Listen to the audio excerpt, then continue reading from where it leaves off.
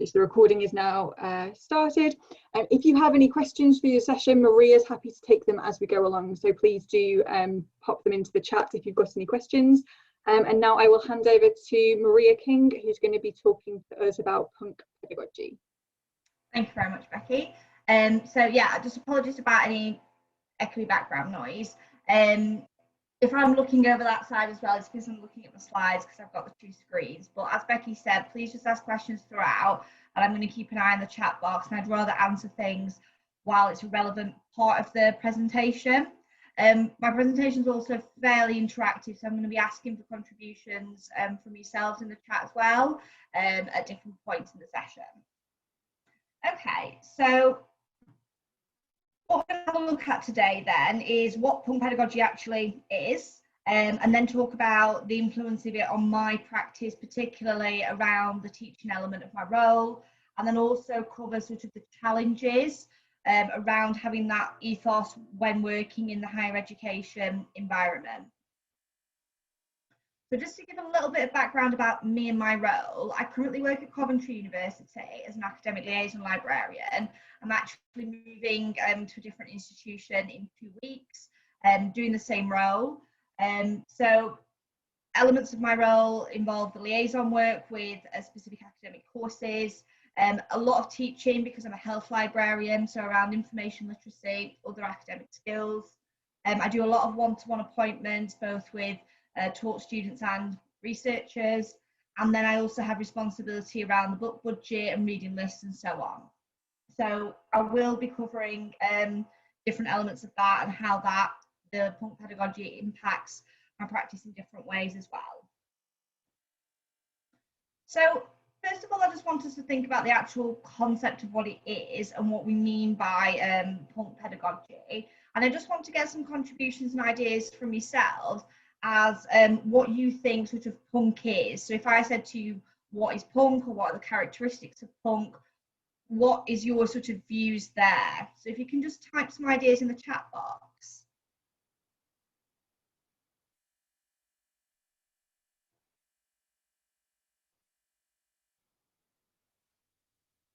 I'll just give you a minute and then just have a look at some of those responses.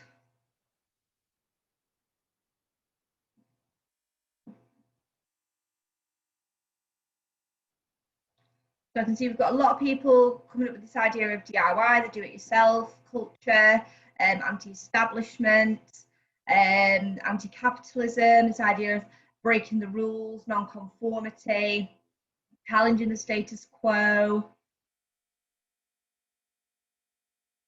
Yeah, I think most people are saying very, very similar things. Yeah, this idea of non-elitist as well. Okay, so how do you then think that these fit with higher education and being part of an institution then? Because it does come across slightly as an oxymoron. So actually the challenge there of how these fit together is something I'm going to explore with you. And as you've picked up on these stereotypes of sort of anti-establishment and anti-authoritarian, etc., do seem to be quite paradoxical terms. So actually the stereotype of what we think might not initially also fit with working within a higher education institution or education more generally. So the principles then of punk pedagogy, I'm just going to show you a number of ways that different scholars in this field have attempted to explain the different principles and what it's actually about. And then we'll just have a look at your views. So I'll just put them up on the slide one by one, then you've got time to read them.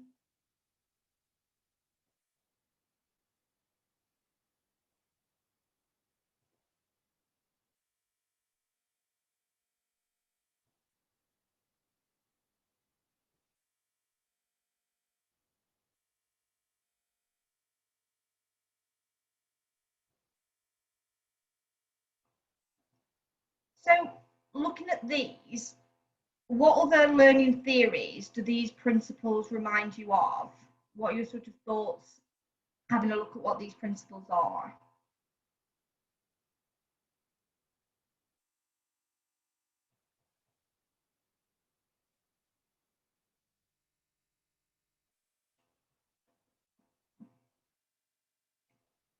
Yeah, that's a good point in the chat there about promoting different styles of learning and thinking. So flexibility is actually something I'm going to pick up on later in the session as well.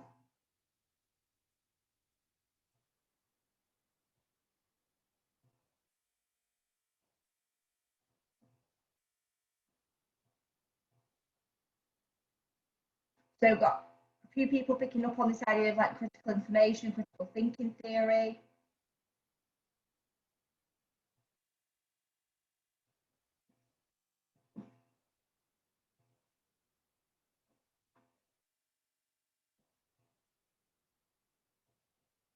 Any other thoughts about any other particular theories? Community-led practice yet? Okay, so some of the common principles with other learning theories that you might have come across before, constructivism is quite a similar style in some ways. So this idea of reflection and exploration of experiences, learner-centered, that fits in with what somebody said in the chat there about sort of the teacher not being God, for example, active learning, problem solving and independent learning. So they all fit under constructivism. And then you've also got social constructivism, so learning from these social interactions both with educators but also other peers. Collaborative work is really key with punk pedagogy as well. And this also shared ownership, which I'm going to cover in more detail. This idea of co-constructing knowledge, so the learners also constructing knowledge as well as the educators. And the educator is a facilitator as opposed to a teacher necessarily. And I think there's a comment in the chat there about how the current higher education structure doesn't necessarily encourage this type of behaviour. And I definitely agree there. And I think punk pedagogy almost does contrast slightly with how higher education works in some ways. And it's that challenge of balancing both principles. So when we're talking about punk pedagogy, we're not talking about it as a subject matter, so not necessarily teaching about punk. It's more about it as a means of informing your practice. So your approach and your ethos and how those sort of values are embedded within your practice. And in a way, there isn't a single definition of what it is, because that wouldn't necessarily fit with the concept of punk pedagogy itself. So different scholars have then brought different interpretations of what the principles are, as opposed to trying to give a single definition. And I would say that what sets it apart from some of the other learning theories, such as critical theory and the constructivism and social constructivism that we've looked at, is this really key element of resistance to the status quo, the values of equity and fairness as well. So it's this kind of mix of the critical pedagogy with the social justice as well, which I think would be sort of the key elements that separate it from others. So what I would say is that punk is a frame of mind and that anybody can be punk. And it's this idea of feeling that you don't necessarily fit in and actually challenging the institutional order, interrogating assumptions within your discipline, whether it's librarianship or potentially academic disciplines that you're also supporting. So I think even the nature of attending a conference like this is actually part of the punk frame of mind, because already you're challenging those sort of dominant practices within librarianship and wanting to learn more about critical librarianship. So I think punk pedagogy in itself fits really neatly within critical pedagogy, as we've already mentioned in the chat there. So we're critiquing those dominant power structures and dominant groups. And actually within education, I think it's really key that we actually do have a space to be able to do this. So we're critiquing how education institutions reproduce inequality or injustice. And there's two elements really. It's about yourself, you questioning and you critiquing, but also about teaching students how to question and critique as well. So there's two elements to it really. And I think questioning the educational status quo can be a challenge in itself. And I noticed this was picked up in a couple of yesterday's presentations that I attended, where people were saying that when it comes to actually challenging the way that your institution does things, that's the point when potentially your institution is less willing to listen to what you have to say. So they might make space for, say, a marginalised group, but then if that group fed back some critique of their policies, procedures, etc., that's when you may come across challenges there. And I think it's important to think about how we get those voices within education as well. So this is a CD which is a compilation of punk bands where at least one member of the punk band works within education in some way. And actually, I am into punk music myself. I know a lot of people within punk bands who actually do work in the education sector.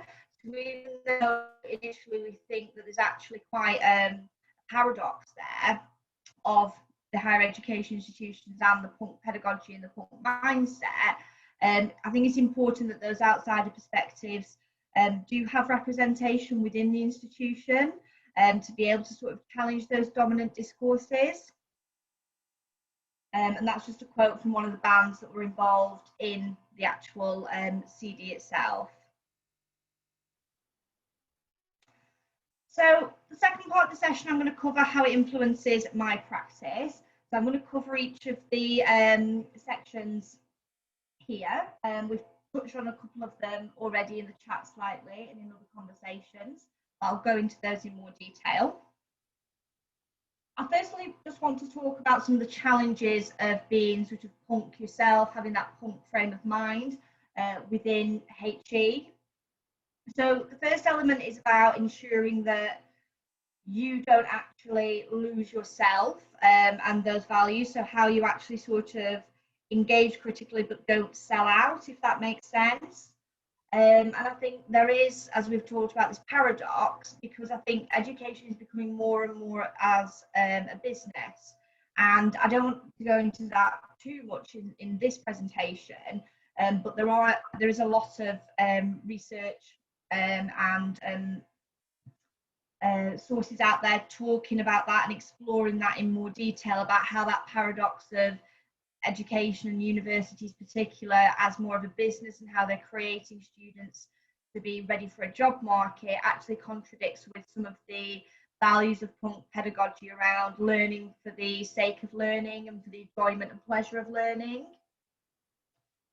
And I think a lot of it is around how you then actually start to question and how you do that without creating too much of a problem for yourself.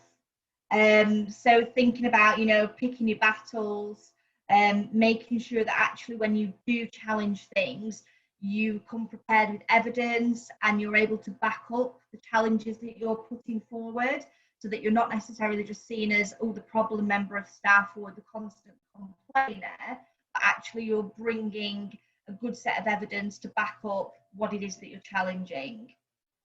And I think a lot of us, just from the nature of being here and the work that we're doing in various areas, will have probably come up against something similar to that and maybe thought yourself, oh, should I actually challenge this? When should I challenge? When should I not? And so on. So in terms of my role as an educator then, as we talked about on the slides where it looked at different principles, it's very much about the teacher also being a learner. So everyone can still learn, learning never stops. And again, the nature of being here, the nature of attending a conference, is trying to learn more about your own practice and improve your own practice, demonstrates that kind of punk frame of mind of how you see yourself as a learner and not just a teacher, if that makes sense. So within the classroom, it's acknowledging that everyone in the room has something that they can bring, and it's not that case of, you know, lecturing at the people who are attending a session that you're running. I think another really key element of punk pedagogy and the role of yourself in that is constant reflection and a want to improve your own practice and looking back from the experience of the students. So if you have a bad experience in the classroom when you're teaching, not necessarily blaming that on students themselves, but actually thinking, well, what could I have done differently to get a different result in that classroom? What could I do differently next time? How can I get better? How can I improve? Actually critiquing yourself as well as others. And the other thing that I think is important is to bring in opportunities for students to provide that critique to you, and giving them that opportunity to actually provide the feedback to show that it is a two-way thing. So if you're encouraging them to be critical and provide critique, you have to also be willing to accept that yourself. And then when providing feedback to students, and the Punk Pedagogy sort of viewpoints on this is around continuous feedback, ensuring that it's not just a case of after an assignment hand in, you get all the feedback then, but actually incorporating feedback as part of the learning process and it being that two-way process, so giving students the opportunity to ask questions about it and learn from it. So I think in my teaching practice, I do that by including formative ways of checking learning and the opportunity to give feedback wherever possible. Most of my teaching is sort of information literacy instruction within other courses, but I actually also run a module at Coventry on our Advantage scheme, and as part of that I then run a formative peer marking activity. So again, it's pulling together those ideas of everyone being an educator, other people's opinions being just as valid in the classroom as the person who's leading the session, and that involvement in the knowledge transmission and that blurring of the lines of the educator and the students in the room. And then, as well as being critical yourself, there's this idea of encouraging the criticality from the students as well. So critical thinking generally is quite prominent in scholarship around punk pedagogy. So I've just included some of the key elements of this.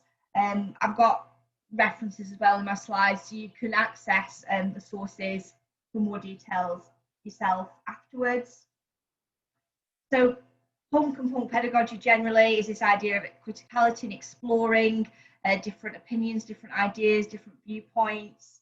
I think the source by Coles there that talks about students asking questions rather than just answering them. Again, almost flipping what we might be used to from a learning experience and making sure we're incorporating and really focusing on that idea of students being able to ask questions and bring what they want to the session as well. I'm thinking about what can you do to encourage students to understand that actually their own thoughts and their own ideas is actually relevant. So bringing in that range of perspectives to a session that you're delivering, not just looking at things and presenting things from one perspective, to encourage students to think about things from multiple perspectives as well, encouraging that discussion of ideas and bringing their own viewpoints and experiences, also encouraging and teaching students to be open to the viewpoints and experiences of others as well. So in practice then, part of my role is around teaching students how to think, read and write critically, teaching students how to know what to critique. So some part of what I teach is around critical appraisal tools. And again, as I said, encouraging that discussion of ideas and viewpoints and debates. So in the module I lead, for example, one of the activities we do is we introduce a concept and we provide some different viewpoints and different articles on that particular concept. And I ask students to read those and then we debate the different viewpoints and they share which ones they sort of align with, they critique them. So it's bringing in that variety of perspectives as well. Yeah, there's a comment there in the chat as well about this kind of flipped classroom approach. So I would definitely agree that the flipped classroom approach would fit with punk pedagogy, definitely. There are challenges with criticality though. So as I was talking before about challenges with, say, your self-critiquing, I think sometimes students can come across challenges when they critique as well. So there might be issues with, say, research funding if they have very oppositional views to those who are in charge of giving out the money. It might actually affect assignment marks if they actually bring a viewpoint that is completely the opposite of what they're being taught, perhaps, or what the person marking that assignment sees as the right answer, for example. And it can also affect relationships with staff and academics, between the staff and students, as well as that relationship between, you know, staff and staff if you yourself were critiquing. And I actually had an example where students were challenged. I'd delivered a workshop as part of an embedded course on how to be critical, and taught the students about critical appraisal tools within health. And we used an article as an example, and then the students went and applied that in their actual assignment. And one of the academics marking the assignment actually complained to the course director that the students had made negative critiques about a peer-reviewed journal article that was a very good article, and how could they make these negative comments. So the course director fed this back to me, and I just sort of said, well, if you want students to be critical, you have to accept that they are going to critique both positively and negatively. And I've never come across that with any other academic who's not been happy about students negatively critiquing things. But it was an example of how that does actually happen, when if somebody challenges what the academic actually feels about, you know, an assignment they've set, an article that they're asking the students to critique, actually having opposing views can actually have an impact. So I think part of my teaching is ensuring that I teach it is okay to critique and negatively critique academic sources as well as positively, and creating that learning environment where students do feel safe to share views that potentially differ from what you know, that academic might initially think. Another element then of critical pedagogy and punk pedagogy is including underrepresented voices. So adopting that range of perspectives when you're teaching yourself can then obviously encourage that in your students and their approaches. Decolonisation obviously fits in here as well. So some of the things that might be relevant in my role might be thinking about publishing and the nature of the publishing environment, and how it does actually favour certain groups in society. And therefore, if we only teach students to use peer-reviewed journal articles, are we actually teaching them to ignore underrepresented voices? So sometimes in my teaching, students will ask me, should we only use peer-reviewed journal articles? And I actually explore that in a bit more depth and what that actually means if we only use peer-reviewed journal articles. And I ensure that I promote sources and databases from different perspectives and backgrounds.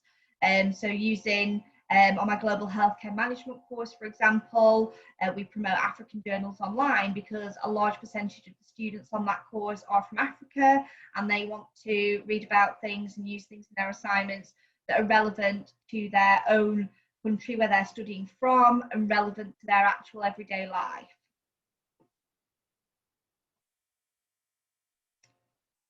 The next key element of punk pedagogy then is the student ownership of their learning. So this really fits in with the principles of DIY that we mentioned in the chat at the start. So it's encouraging this element of personal responsibility with your learning.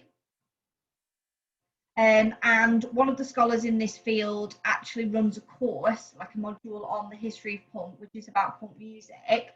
But the actual way he runs it is to allow the students to have much more ownership and decision making about the content itself and about the way it's delivered. And it's this idea of sort of celebrating the amateur, which again is probably an oxymoron, with a lot of HE sort of concepts and views around who is the expert, who should be allowed to make decisions here, who should be allowed to speak here, and so on. So punk pedagogy has a much wider understanding of who has pedagogical authority within a classroom. And it's this idea of not just being passive consumers as well. So again, fitting with a lot of other constructivist and social constructivist theories that we looked at earlier, and the ownership of learning does fit in with those as well. So I would say allowing students to decide which way things should go as much as possible is one of the things that I do. So how I then put ownership of learning in practice, not necessarily always coming to a session with an exact script.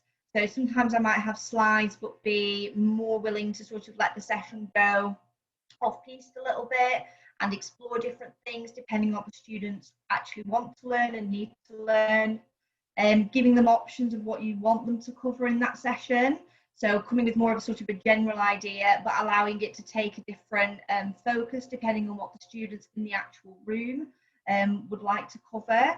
So one of the things I might do, especially at sort of like level 5, where I've already done an initial induction in the first year, might be to come back and do almost a re-induction where I ask, okay, you've had a year, what is it that you're finding most challenging? What do you want me to cover again in more detail? So rather than come with a very set script of this is what I'm going to show you, I then adapt what we cover in that session based on the learning needs of the students in that room at that time. Another thing that I do is like database top trumps when I'm covering advanced database searching. So I give them all the name of a database in groups that is relevant to their subject area. They then get some time to go and explore that database, and they fill in a top trumps card about it and then present that back to the rest of the room. So they effectively teach the other students about each of the databases, about how to use them, about the key features, and it also allows them to bring their own sort of critical eye as well to the actual database, and they often pick up things that I hadn't thought about and perspectives of using them that I wouldn't necessarily have come up with or seen myself. I can see there's a question from Sam in the chat there about how much explanation of punk pedagogy I actually give to students. Very little, if any, to be honest, actually. I suppose I don't really talk about it explicitly with students. I don't know whether we actually talk much about sort of the explicit theories behind the pedagogy very often with our students. And actually that's a really good question about whether we should be doing. Do we actually explain why we're doing something or why we're taking certain approaches? I don't know if anybody else wants to just add some comments in the chat around that kind of theme. But yeah, that's a really interesting thing to think about. Yeah. Okay. So moving on to this idea of flexibility of engagement, which again was something that we touched on ever so slightly when I asked you about the first element. I can see we've got a question from Rachel then about students who are reluctant to sort of ask questions and say things and prefer to be passive. So I think actually that fits quite well here, because it's about giving students the opportunity but allowing them to be involved at the level they want to be. So I think I do give that sort of expectation about participation in a way of flexibility. So at the start of the session, especially if it's online, I would give people the opportunity to contribute in the chat, contribute verbally, but I wouldn't push people to participate. And I know when I've done group activities before, I found that some students are a little bit reluctant to work in groups, but more than happy to get along with the work on their own. Again, I wouldn't push that participation in the group. If somebody's obviously disrupting the session or not participating at all, then that might be a different conversation. But I would say I'm probably quite flexible on participation, and I accept that some people do prefer to be passive, because I think you have to be and have an element of sort of the want there, if that makes sense. I don't know if that sentence did make sense. There has to be a want from the student to actually be involved. But I think creating an environment where students do feel that contribution and their contributions are really welcomed almost helps with that element of them getting involved and asking things. And as soon as certain students or enough of the group is contributing, I feel that encourages others to contribute as well.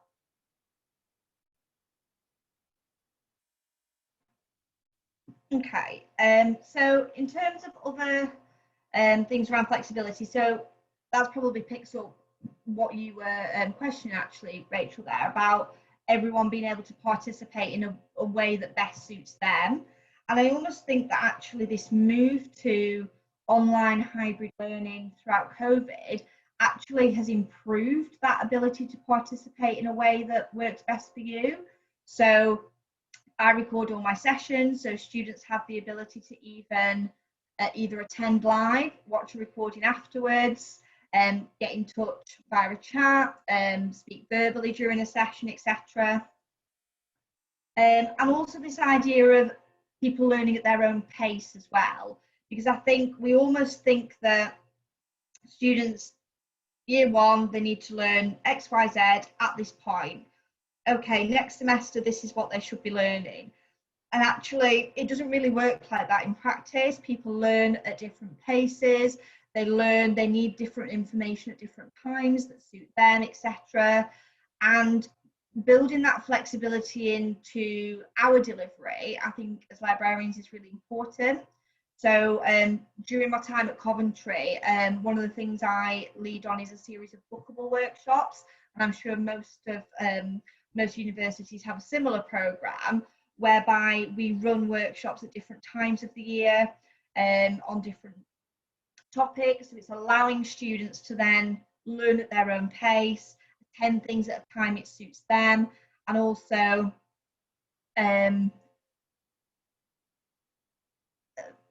pick up what they need to learn. So if they need more in-depth support in certain areas than others, they've got that ability. We've got a question, is it from Laura, about just that she's tweeted about STEM students are often resistant to this kind of teaching, but actually small steps to build up. And I think that's, you know, a good way of seeing it, sort of seeing it as those small steps to actually encourage that. So just creating that atmosphere, doing certain small activities potentially, rather than jumping into something that might be too much of a, oh, this is far too new for me style of learning. Yeah, and in that sort of one-shot session, sometimes that is difficult to build up. Yeah, I would agree. So I think it might be easier in certain sessions than others. And a question there about neurodiversity and disability theory. Yeah, so I would say flexibility of engagement, absolutely, linked to accessibility. And I think there's really key links there. So yeah, I'll say this section particularly around flexibility of engagement definitely links with accessibility, both for neurodiversity, but other disabilities, and also non-traditional students as well. Creating things like choices of worksheets and activities is also good if you're able to.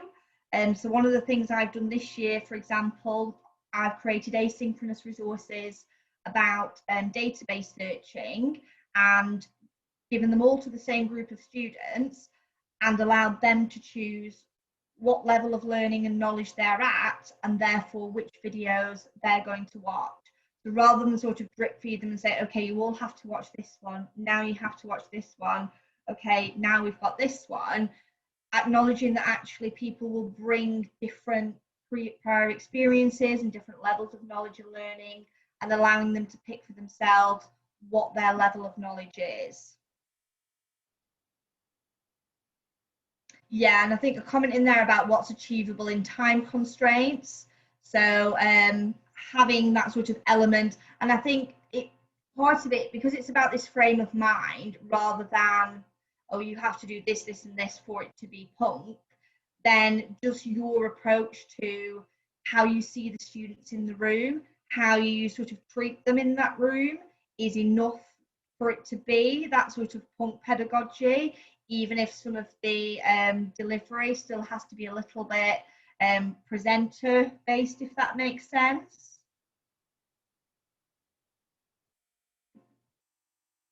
Okay, and this is an example of a way to actually see that flexibility of learning in practice. So some of you may have come across Solo before, but it's about giving the student the opportunity and ability to then decide what their level of thinking and learning is about something.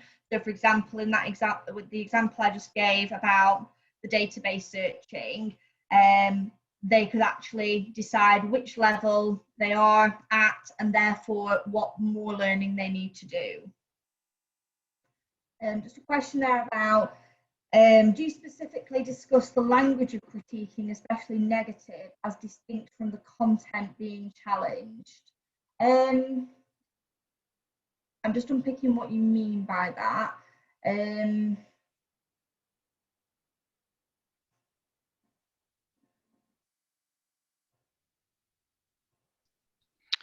Could I interject there? Yes, thanks, Kathy. Yeah, I'm thinking about the choice of words, how people phrase the material they're challenging so as to not become part of the problem of how that critiquing is taken by the author or whoever. I think the language, the skills in how you phrase things as distinct from the thing being challenged. Yeah, so my job role doesn't directly involve teaching about writing critically. It's more about the sort of elements of thinking critically and understanding what to critique. So when it actually comes to the language of critiquing, at that point is where we would signpost to the Centre for Academic Writing at Coventry. So there are elements of my role where I do touch on it, but I have to be really careful as to how far into not my role I go, if that makes sense. Yeah, that makes sense. Yeah. No, thanks. That's all right. But yes, I do touch on elements of it. There's another question there about, are the versions of this appropriate for children and adolescents? Do you mean versions of my presentation or something else? I'll just let you explain what you mean and I'll carry on with this slide. Oh, the solo. Yes, there are more simplified versions. If you literally Google it and look on Google Images, you will see different adaptations of this. So this is adapted from the original, but you will see different ones. And some of them are adapted for school children as opposed to university students. No problem. Again, another question there about, do I ever have trouble with students understanding words like critique? I would say definitely students do not necessarily understand what critique means. And that is something I explain really clearly. I think I relate it back to the fact that if I was talking about being critically normal everyday language, I'd be talking about being negative, but then actually explain it within the academic setting, what we actually mean, linking it to the ideas of evaluation, making judgments, looking at strengths and weaknesses. So I really break down what the word critique means within practice in an academic assignment, definitely. Okay, so with academic practice discourses then, I would say that this is another area where it sort of clashes a lot with the concept of punk pedagogy, because students are sort of told in a way how they're expected to write, and who actually determines what these right and wrong ways are. So most of this, what is good, often reflects and favours sort of socially advantaged groups, and therefore perpetuates inequality. So within that nature of punk pedagogy, you're almost wanting to try and subvert these discourses around academic practice as well. And I'll show an example of how I've attempted to do that. So students are almost being told, even though you're telling them to critique, you're telling them to critique in a specific way. So by sort of trying to get them to shape their thoughts in a certain way, even through your choice of content and material, is it actually partially de-skilling them? And I think there's a challenge here of how far you can move away from this, because you need an assignment brief and you need marking criteria for each of the assignments that students do. So how far can you move away from giving them a discourse of how they're supposed to complete that assignment, which then doesn't necessarily, which allows them to be flexible and brings in elements of punk pedagogy and thinking and critical thinking. I hope I've explained that clearly. I'm not sure, that sounded a bit confused in my mind. Most of my work involves teaching people academic skills that they then apply in other people's assignments. But I will talk to you about the assignment I designed for the module that I lead and how I've attempted to at least address this. And then the other element of academic practice, I think, is around the sources that people use. So around the sources that they're actually provided through reading lists or the materials, are they actually being taught who to quote, which sources to use, and therefore are they actually really fully being critical and independent researchers, and how much is independent research encouraged?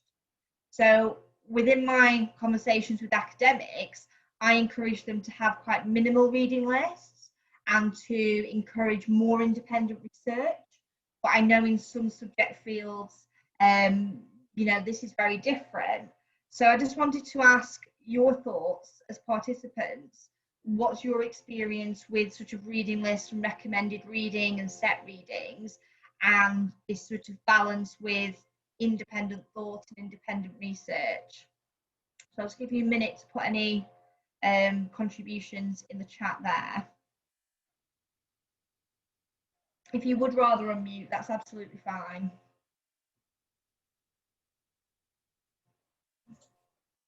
Is it all right if I say something, Maria? Yes, please, Rachel. Yeah, okay, thanks. I think it really does depend upon the subject discipline that you're dealing with as to how students approach dealing with their assignments and learning and researching and then transferring that information, you know, synthesizing it and everything. I spent quite a long time as art and design subject librarian, so kind of got to know the way that they approach things, and an awful lot of it is they get given a brief. It's not that prescriptive, but then they interpret it in their way, and so there's an awful lot of serendipity there, and quite often they don't know what they're looking for until they found it. Whereas if you're dealing with other subjects like accounting or law, very, very prescribed in how you would go about answering something and coming up with a solution to something. So it's really, it's like chalk and cheese in a way. Yeah. Whereas I miss dealing with art and design. I was going to say, there's other people putting in the chat Yeah. very, very similar things to that. So somebody, you know, comparing working in that art and design support role as opposed to like psychology or health subjects, law especially. But I think also a big part, and I think it's something that is missing from so many young people that we are working with, is curiosity is not encouraged. And I think it comes right through the whole education system. It's, you know, they are given everything and there's no questioning. So it's a difficult one. It's trying to get them to flip their whole way of thinking.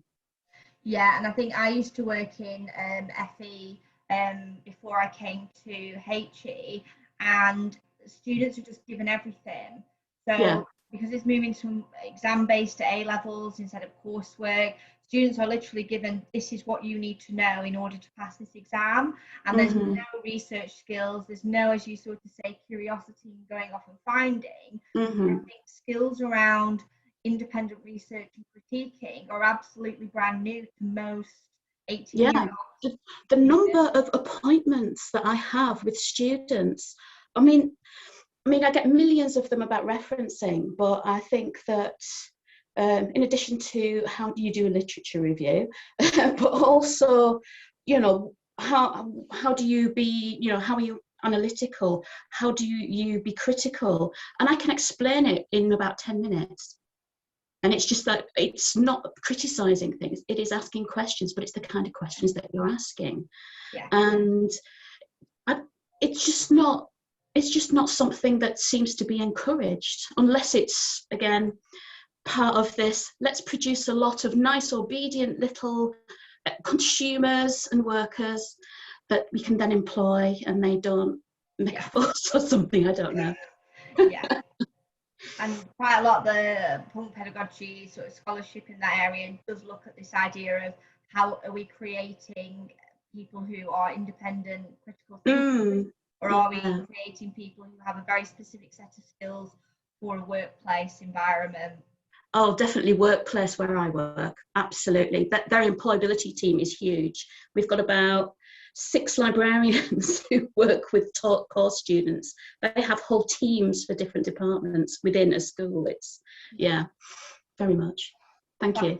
The chat, you're welcome. The chat's got very busy now. I think there's a really key point there that Vivian's putting about academics thinking students do research like they do and don't necessarily understand that research is done differently. People asking you to provide them with a list of things to read. I think we get that on our live chat systems. So the librarians at Coventry staff the live chat, and quite often we'll get somebody that comes on and says, can you recommend me a book on this? And they just want somebody to actually just give them the book rather than go and find that themselves. Students who are really panicky because they can't get an exact book, and even if you sort of suggest finding different materials, sometimes again they see that as that won't do. People sort of agreeing with that conversation between myself and Rachel there. And some mentions again of sort of that secondary, primary and FE environment that goes on, and season developments there. Okay, so I'll carry on talking about the assignment that I set, and then I'll pick up some more of those comments. So the module that I lead, the assessment that I designed was a zine. So they had to set some goals and actions for the semester on any element that they chose. It didn't have to be university related, it could be related to their personal life. They then had to reflect on actions that they'd taken to achieve the goals, and building theory from the module, which was all about resiliency and how to develop resiliency to sort of overcome setbacks when trying to achieve goals, etc. So I wanted to do a reflective assignment as a way to incorporate students' own experiences within the actual assignment itself, and bring in this sort of their own life experiences as a source of knowledge. And a zine itself, again, is quite a visual, non-prescriptive way of presenting information. So the actual nature of how they presented it, so the document that they chose to use was totally up to them. How they actually structured it was completely up to them. So I was trying to build in as much flexibility as possible.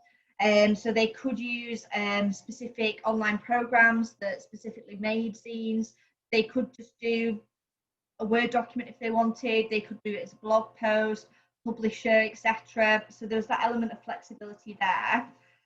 Again, they had complete choice over what goals they chose. So we have had a massive range of everything from academic skills and personal skills such as time management, etc., to finding a part-time job, improving fitness, becoming better at knitting or hobbies, whatever it is. So that extreme variety there as well.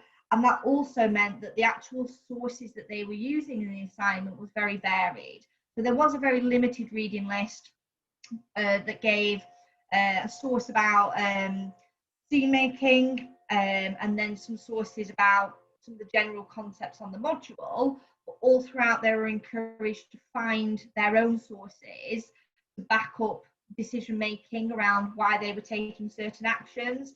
So if you want to improve your time management skills, why have you decided to try this source, to try this method, etc. And sources that they used were not necessarily traditionally academic ones. So the student who was talking about improving their fitness levels were using video resources, different non-academic sources, etc. And I think just to pick up on the idea of sort of creative, I don't necessarily mean creative in the presentation, because the students were not marked on the presentation in any way. It was creative about the way that they sort of thought and organised their thoughts. And we can also mean creative in the sense of how the students are learning and thinking about things. They were also encouraged to choose whichever reflective model suited them. And I think I've seen a lot of assignments where students are told they have to use a very specific reflective model. So we took a different approach where we introduced them to a number of reflective models and asked them to go and explore them and see which one fitted their way of thinking better, and which one they found easiest to express their thoughts using, which I think is, again, demonstrating that flexibility of learning and ensuring that the students are able to give the best assignment possible, rather than sort of forcing their thinking to fit a specific reflective model.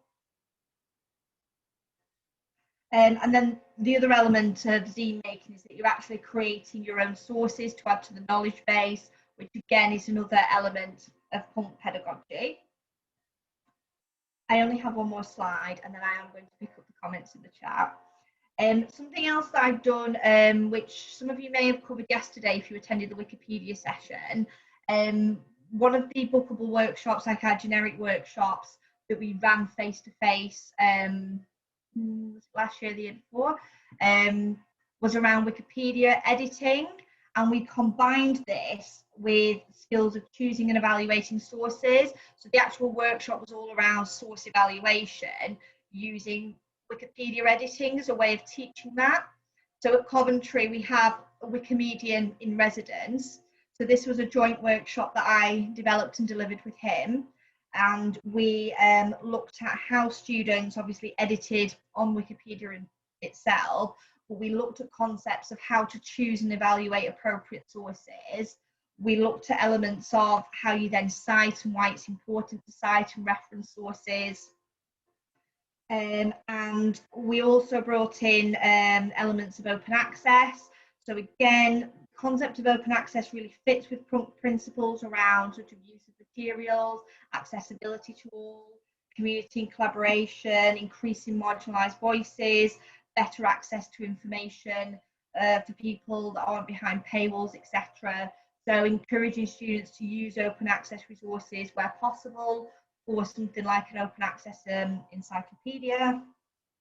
And again, it's another example of students creating their own sources and adding to the knowledge base and taking ownership of that means of production, which is all related to punk pedagogy as well. So I know there's some comments in the chat that I'll look through now, but I want you to just think about what you already do in your practice that you think is punk after listening to today's talk, and any ideas that you now have of changes that you could make to your practice. And again, I think we've already had a little bit of that coming up in the chat already. Becky, I am going to have a look through the comments, but if you've spotted any very specific questions that have come up, please feel free to read them out now while I'm looking through those as well. I think they're mostly comments. That's fine.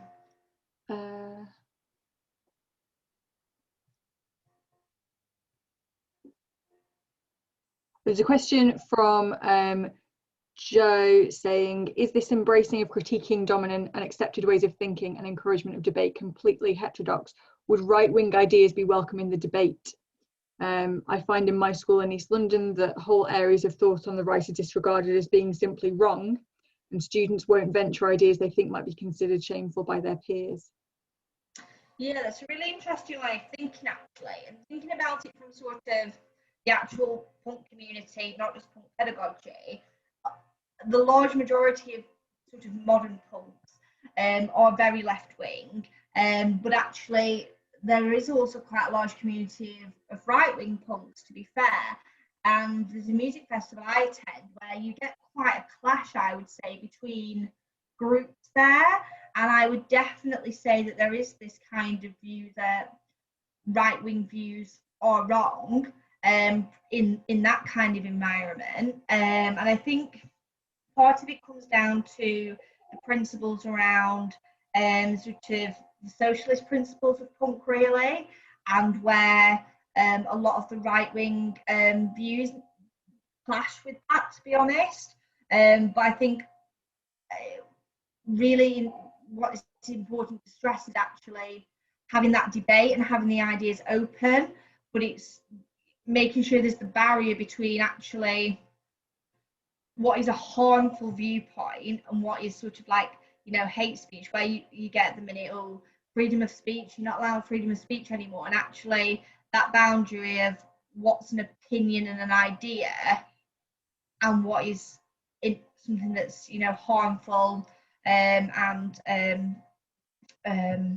abusive towards others, for example. So it's getting that balance, I would say, within the debates. But yes, all viewpoints to an extent should be listened to and debated and critiqued in a way.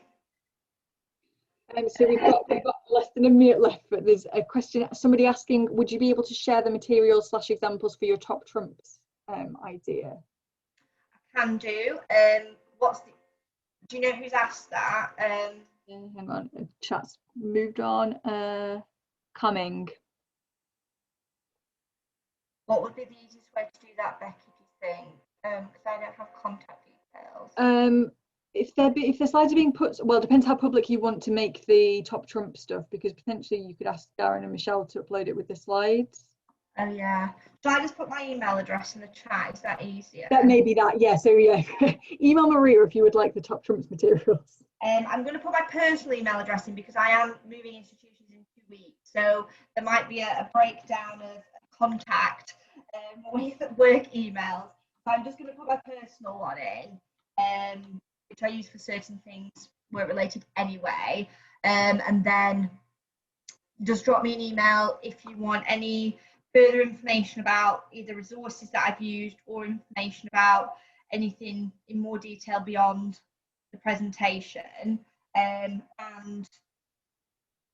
there are 2 slides of references where you can access the material in more detail as well. Okay, right, we are gone 1/4 now. Thank you everybody, and Maria especially. This has been a really engaging session. As you can see from the chat's been incredibly lively. This session has been recorded, and we are also we've got the chat as well if we want you to pick anything up from that.